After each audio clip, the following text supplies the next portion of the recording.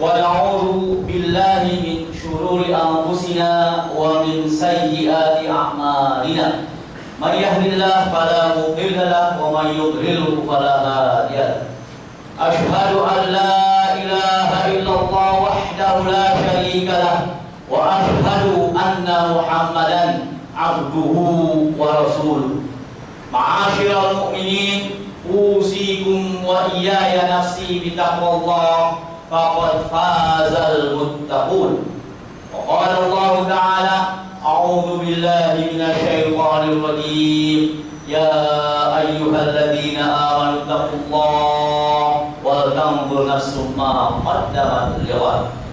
Hadirin jamaah sholat Jumat yang dimuliakan Allah, ada satu tugas besar dari Allah Subhanahu wa Ta'ala yang terkadang kita lupa dengan tugas tersebut, yaitu Allah memerintahkan kepada kita sebagai pemeluk agama yang diridhai Allah. Allah memerintahkan kepada kita untuk memenangkan agama ini.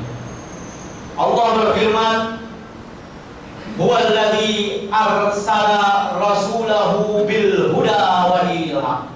Allah mengutus rasulnya dengan membawa al-huda wa dinil haq, agama yang hak, satu-satunya agama yang hak di sisi Allah. Bukan hanya untuk dipeluk, bukan hanya untuk diimani, bukan hanya untuk menjadi hiasan dalam kehidupan, tapi liyudhhirahu 'ala dini kullih, agar memenangkan agama ini di atas agama lain, walau karihal musyrikun, walaupun harga yang harus dibayar, resiko yang ditanggung adalah banyak orang yang musyrik tidak suka, walau karihal musyrikun. Mari kita bertanya kepada diri kita masing-masing, apakah kita menjadikan agama ini hanya sekedar dipeluk, hanya sekedar ibadah mahdhah? Kita sholat, kita puasa, kita zakat, kita umroh, kita haji, kita tilawah, kita berzikir. Bukankah dalam ayat tersebut secara jelas Allah memerintahkan liyudhhirahu 'ala dini kullih walau karihal musyrikun? Agama ini Allah mengutus rasulnya dengan membawa agama ini, dengan membawa huda, dengan membawa agama yang hak, liyudhhirahu 'ala dini kullih, agar kita menangkan agama ini di atas agama yang lain, walau karihal musyrikun, walaupun resiko yang harus dibayar orang-orang musyrik tidak suka dengan kita. Hadirin rahimakumullah, agama tidak hanya sekedar ibadah. Agama ada sisi kita berbuat baik untuk sesama, dan agama ada sisi kita berbuat untuk memenangkan agama ini. Ya ayyuhalladzina amanu irka'u wasjudu wa'budu rabbakum. Kita diperintahkan untuk beribadah. Waf'alu al-khaira la'allakum tuflihun. Namun juga kita diperintahkan untuk beramal saleh yang mempunyai efek terhadap sesama yang lain, yang disebut ibadah sosial. Wajahidu billahi haqqa jihadihi. Kita harus berperan dalam hal memperjuangkan kemenangan untuk agama. Hadirin rahimakumullah, yang sering menjadi salah difahami adalah ketika orang kafir melempar kepada kita dengan kebencian, Rasulullah tidak pernah membenci mereka. Hadirin rahimakumullah, ketika Rasulullah SAW dalam satu situasi yang sangat tidak menguntungkan untuk dakwah ini, ketika Rasulullah ditinggal meninggal oleh Abu Thalib sebagai orang yang melindungi Rasulullah dari kejahatan orang-orang Quraisy, ketika Sayyidah Khadijah, istri yang membiayai dakwah Rasulullah, meninggal, setelah Abu Thalib meninggal, setelah Khadijah meninggal, bangsa Quraisy semakin berani menghina Rasulullah Bahkan budak-budak Quraisy pun berani melempar pasir ke hadapan wajah Rasulullah SAW. Ketika Rasulullah merasa dakwah dalam keadaan sangat lemah karena 12 tahun berdakwah di Mekah, hasilnya hanya 70 orang. Itu pun yang kuat, yang bukan hamba sahaya, pindah ke Habasyah. Dalam keadaan seperti itu, dalam keadaan sangat kritis, Rasulullah memindahkan dakwah ke Taif. Di Taif, Rasulullah disambut dengan barisan anak kecil yang membawa batu. Setiap Rasulullah melangkah, kakinya dilempar batu. Situasi dakwah sangat kritis dan hampir Rasulullah merasa pesimis akan keberhasilan dakwah. Rasulullah pulang dari Mekah, dari Taif, ingin masuk Mekah. Terdengar di Mekah berita bahwa Abu Jahal mengumumkan kalau Muhammad masuk Mekah, bunuh.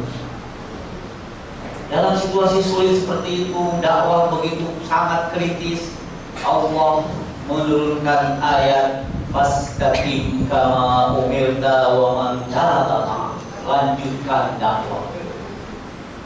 Sudah tahu ke Taif dilempar, pulang ke Mekah akan terancam dibunuh. Fastaqim kama umirta wa man taba. Bagaimana Rasulullah bersabda kepada sahabat, "Sayyabatni Hud." Ada ayat dalam surat Hud membuat saya berubah. Sahabat bertanya, Rasulullah, mana ayat yang membuat kau berubah? Yaitu ayat fastaqim kama umirta. Lanjutkan istiqomah dalam berdakwah. Sudah dakwah dalam keadaan kritis, terus melanjutkan dakwah. Yang berat adalah lanjutan dari ayat tadi. Wala taqulu innahu bima ta'maluna basir. Jangan melampaui batas. Sebagian menafsirkan jangan mengambil jalur kekerasan. Kemudian di ayat selanjutnya wala taqulu, jangan mengambil jalur kekerasan, tapi jangan pernah wala taqulu lil ladina zalamu wala taqulu ila ladina zalamu.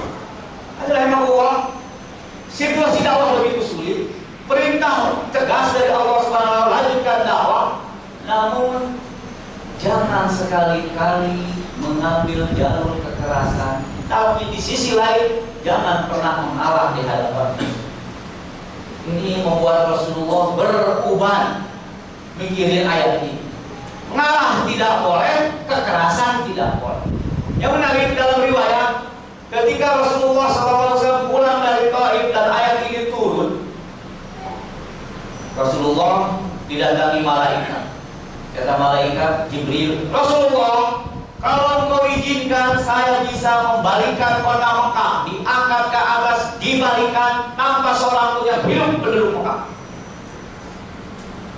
Kalau seandainya Rasulullah berpikiran teroris akan mengatakan Jibril, nungguin apa lagi? Sekarang. Tapi Rasulullah tidak pernah membalas kebencian orang-orang yang membencina dengan kebencian. Justru Rasulullah mengatakan, Jibril, jangan. Saya berharap di antara mereka yang kafir sekarang, walaupun bapaknya kafir, tapi berharap keturunannya masuk Islam. Saya masih berharap mereka ada yang masuk surga dari keturunannya. Maka hadirin Allah, memang mereka membenci, tapi Rasulullah tidak pernah membalas dengan kebencian.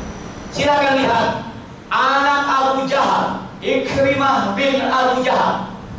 Ketika Rasulullah Fathu Makkah, Rasulullah mengumumkan bunuh Ikrimah bin Abu Jahal. Namun ketika Ikrimah datang bersama istrinya beriman kepada Rasulullah, Rasulullah gembira, Allahu Akbar, anak Abu Jahal beriman. Dan Ikrimah meriwayatkan hadis an Ikrimah, ada hadis riwayat Ikrimah, tapi tidak dituliskan an Ikrimah anak Abu Jahal, tapi hanya cukup an Ikrimah saja. Maka hadirin rahimakumullah, dalam hal ini sesulit apapun keadaan dakwah, kita yakin bahwa Allah memerintahkan kepada kita untuk menang, tapi cara menuju menang bukan dengan kekerasan, ternyata dalam Islam kekerasan hanya reaksi dari musuh yang ngajak kekerasan. Maka dalam ayat disebutkan qatilul ladzina yuqatilunakum fi sabilillah wala ta'tadu innallaha la yuhibbul mu'tadin. Qatilu dalam bahasa Arab kalau ada musuh siap perang, maka qatilu, namanya qatilu, dua belah pihak siap perang. Tapi kalau satu pihak tidak siap perang, tidak diperintahkan untuk qatilu, tidak diperintahkan untuk berjihad. Maka dalam sejarah Islam tidak ada perang yang mana dimulai oleh umat Islam, tapi seluruh perang dimulai karena mereka yang ngajak perang. Karenanya ayatnya jelas qatilu, siapa? Alladzina yuqatilunakum, yang memusuhi kalian. Dan catatnya fi sabilillah. Maka ada perang dalam Islam, kalau ada perempuan jangan dibunuh. Ketika Khalid bin Walid berperang, Rasulullah menemukan seorang perempuan terbunuh. Rasulullah berkata kepada Khalid, tidak sepantasnya perempuan ini dibunuh. Kakek tua tidak dibunuh dalam perang. Dalam perang, bukan dalam keadaan damai. Anak kecil tidak dibunuh. Pendeta yang di gereja tidak dibunuh. Semuanya memberi makna selama tidak mengajak perang, tidak diperang. Makanya memang Allah terpercaya dalam fikih jihad mengatakan jihad dalam Islam ada jihad ad-difa'i. Artinya apa? Kalau ada yang nantang, siapa yang tapi tidak pernah dalam jihad memulai, apalagi orang nongkrong di kantor polisi diledakkan, tidak ada dalam Islam. Hadirin Allah, kalau kita bertanya apakah Islam dalam perjuangan mengenal terorisme, kalau mengenal terorisme Rasulullah sudah akan mengatakan Jibril nungguin apalagi, hancurkan Mekah, tapi Rasulullah tidak berpikir. Maka prinsip dalam dakwah adalah mengajak manusia ke surganya Allah, bukan mengirim manusia ke neraka. Abu Sufyan berkali-kali memimpin peperangan melawan Rasulullah. Perang Badar, perang Uhud, dia yang memimpin. Abu Sufyan. Perang Khandaq, dia yang memimpin. Saking inginnya membunuh seorang Muslim, Abu Sufyan dari Mekah datang ke Madinah bertemu, melihat seorang petani, kemudian saking ingin membunuh Muslim, dibunuhnya petani tersebut, kemudian kabur lagi ke Mekah. Pimpinan perang Quraisy setelah Abu Jahal mati adalah Abu Sufyan. Namun di Fathu Mekah, ketika Rasulullah bertemu dengan Abu Sufyan, Rasulullah berkata kepada Abu Sufyan, Abu Sufyan, bukankah sudah tiba waktunya engkau beriman? Khalid bin Walid yang memenangkan peperangan Uhud dikirim salam oleh Rasulullah, bilang sama Khalid, bukankah akalmu tidak membuat kamu masuk Islam? Akhirnya Khalid bin Walid masuk Islam. Amr bin As yang disuruh oleh orang Quraisy untuk mengejar para mukminin yang hijrah ke Habasyah pun masuk Islam. Ketika itu Khalid datang ke Amr bin As. Amr bin As, Muhammad bilang, bukankah akalmu tidak membuatmu masuk Islam? Amr menjawab kepada Khalid, saya sudah masuk Islam, kamu belum. Akhirnya Khalid bin Walid, pahlawan perang Quraisy yang mengalahkan Rasulullah di perang Uhud, masuk Islam. Amr bin As juga masuk Islam dan menjadi pahlawan dalam Islam, yaitu sahabat yang membuka daerah Mesir. Ada memang dalam hal ini sekali lagi kita punya tugas berat dari Allah, bukan agama hanya sekedar dipeluk, bukan hanya beramal sosial, tapi juga wajahidu fillahi haqqa jihadihi. Namun dalam menegakkannya sama sekali tidak melalui jalur kekerasan. Kalau sudah ada jalur kekerasan, sebetulnya Rasulullah di Mekah akan menerapkannya, tapi tidak pernah diterapkan. Maka hadirin Allah, dakwah dalam keadaan damai hasilnya berlipat ganda. Maka ketika Rasulullah SAW akan umroh, kemudian dirasakan orang Quraisy akan ngajak perang. Namun sahabat yang waktu itu berjumlah 100 dan 1.400 orang sudah siap untuk perang. Ketika Quraisy menawarkan perdamaian, Rasulullah memilih untuk berdamai dan tidak memilih perang. Waktu itu Umar tidak setuju dengan Rasulullah dengan perjanjian Hudaybiyah. Namun 3 tahun setelahnya umat Islam bertambah jumlahnya berkali lipat. Ketika umat Islam ketika umroh 1400, ketika 2 tahun kemudian, 3 tahun kemudian Fathu Mekah, Rasulullah membawa pasukan 10.000 pasukannya. Yang beriman lebih. Umar dipanggil Rasulullah, Rasulullah sih. Engkau yang dulu tidak setuju dengan perjanjian Hudaybiyah. Umar sadar apa yang diucapkan Rasulullah, dan Rasulullah mengatakan, wahai Rasulullah, pendapatmu lebih hikmah dari pendapat. Dakwah dalam keadaan damai hasilnya jauh lebih banyak daripada dakwah dalam keadaan.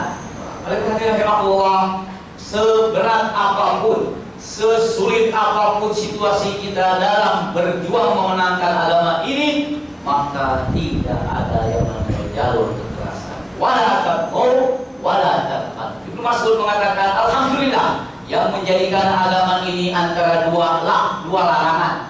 Jangan keras, tapi jangan pernah. Hadirin Allah, dalam hal ini perjuangan dakwah tidak selamanya harus dengan kekerasan. Ketika mereka melancarkan ghazwul fikri, maka lawannya adalah ghazwul fikri. Kalau ada yang pertama, kenapa kita harus menang? Karena kita yakin kebaikan harus menang melawan kejahatan. Apa kebaikan? Kebaikan terbesar di sisi Allah adalah la ilaha illallah Muhammad Rasulullah. Keburukan yang paling besar di sisi Allah adalah tidak mengakui Allah sebagai Tuhan. Bahkan Allah benci sekali ketika disebutkan bahwa Allah punya anak. Maka hadirin rahimakumullah, kebaikan adalah keimanan, keburukan adalah kekufuran. Keimanan harus kita perjuangkan untuk menang di atas kekufuran. Kalau kita tidak pernah berjuang untuk menang, maka hasilnya kita akan tergilas oleh kekufuran. Kita semua akan dihisab di hadapan Allah satu persatu, dan akan ditanya oleh Allah, mana yang kau lakukan dalam hal memenangkan agama ini. Lagi hadirin rahimakumullah, Allah berfirman dalam surat Shaf, ya ayyuhalladzina amanu, yang diseru oleh Allah adalah orang beriman. Kalau kita merasa beriman, kita diajak bicara oleh ayat ini. Ya ayyuhalladzina amanu qulu ansarullah. Kita disuruh menjadi para penolong Allah. Jawabannya diajarkan oleh Nabi Isa. Wa qala Isa bin Maryam lil hawariyin, man ansari ilallah. Ketika Isa berkata kepada al-hawari, siapa yang menolongku di jalan Allah? Qala al-hawariyun nahnu ansarullah. Maka jawabannya diajarkan oleh para hawari, yaitu kita dengan tegas, nahnu ansarullah, kami adalah para penolong Allah. Jadi ya ayyuhalladzina amanu, kalau kita beriman, kita diajak bicara ayat ini. Qulu ansarullah, jadilah para penolong Allah. Jawabannya dengan tegas, nahnu ansarullah, kami adalah penolong Allah. Yang jelas perjuangan harus tetap dilakukan, sesulit apapun situasi. Tidak pernah mengenal yang namanya terorisme, tidak pernah mengenal yang namanya kekerasan. Namun di balik itu kita tidak pernah yang ada istilah mengalah dari nilai-nilai yang musuh-musuh. Jadi hadirin rahimakumullah, perjuangan dalam keadaan santun, perjuangan dalam hal menangkan agama ini tidak selamanya harus dengan menumpahkan darah. Nabi Yusuf sampai kepada tampuk kekuasaan hanya dengan cara menawarkan solusi bagi permasalahan umat. Kalau kita semua menjadi solusi bagi permasalahan umat, maka hasilnya adalah agama ini akan menjadi pemenang. Agama tidak untuk menerakakan manusia, tapi agama untuk mengajak manusia menuju surganya Allah. Ibadah Allah, mudah-mudahan kita tidak hanya sekedar ingin ibadah, tidak hanya sekedar ingin beramal sosial, tapi juga kita berpikir apa yang kita lakukan untuk kemenangan agama. Barakallahu li wa lakum wa nafa'ani bima fihi minal ayati wa dzikril hakim. Aqulu qawli hadza wa astaghfirullah li wa lakum.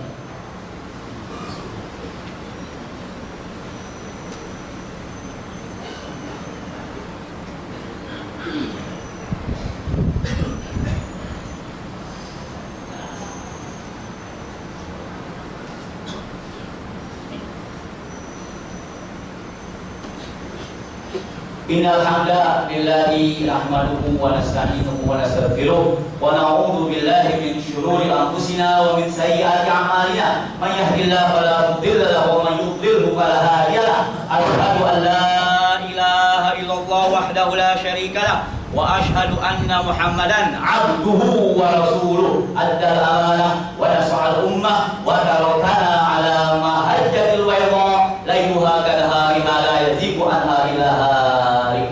Ibadallah, innallaha ya'muru innallaha wa malaikatahu yusalluna 'alan nabi ya ayyuhalladzina amanu shallu 'alaihi wa sallimu taslima. Allahumma shalli 'ala sayyidina Muhammadin wa 'ala ali sayyidina Muhammad kama shallaita 'ala sayyidina Ibrahim wa 'ala ali sayyidina Ibrahim fil 'alamin innaka Hamidum Majid. Allahumma ighfir lil muslimina wal muslimat wal mu'minina wal mu'minat al ahya'a minhum wal amwat. Allahumma ighfir lahum warhamhum wa'afihim wa'fu anhum. Allahumma innaka 'afuwun karim tuhibbul 'afwa fa'fu 'anna ya karim. Allahumma ighfir lana dhunubana wa liwalidina warhamhum kama rabbawna shighara. Allahumma ighfir lana, Allahumma ighfir lana, Allahumma arhamna, Allahumma arhamna, Allahumma